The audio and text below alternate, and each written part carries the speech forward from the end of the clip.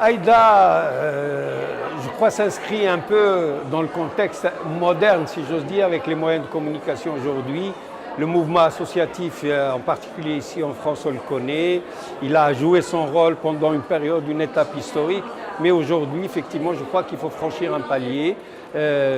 Disons, la dimension sociale qui concerne la communauté, je crois qu'elle est un peu derrière nous, même s'il y a des problèmes dans les banlieues, etc.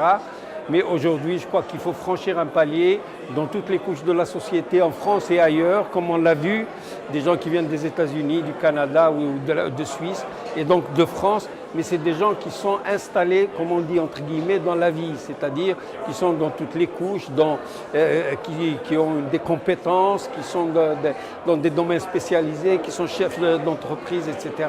Donc qui appartiennent entre guillemets à une élite. On ne s'adresse pas et on ne gère pas, disons, la dimension d'une société quand on s'adresse à des gens qui ont un certain niveau, qui ont, disons, franchi une dimension.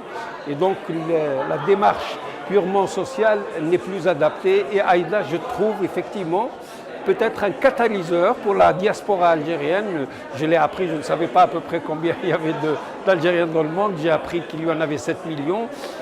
Bon, et je suis sûr, je suis certain, on l'a dit d'ailleurs, que parmi ces 7 millions, il y a des cadres, il y a des chefs d'entreprise, il y a des scientifiques, il y a des gens qui sont aujourd'hui dans les nouvelles technologies.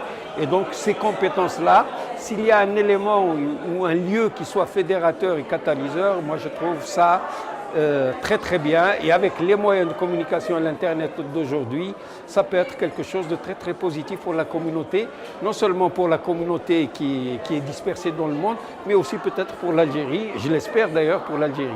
Je pense concrètement déjà d'identifier les gens, c'est-à-dire de dire voilà, à tel endroit il y a de telles compétences, aux États-Unis, on a cité le cas de la Silicon Valley où il y a des gens qui sont très très performants, et donc déjà d'identifier les compétences à travers le monde et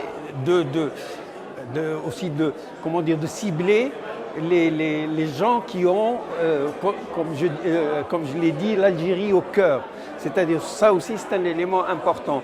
Et par rapport dans la vie d'ici, pour avoir une plus grande solidarité et pour avoir une plus grande synergie entre les gens.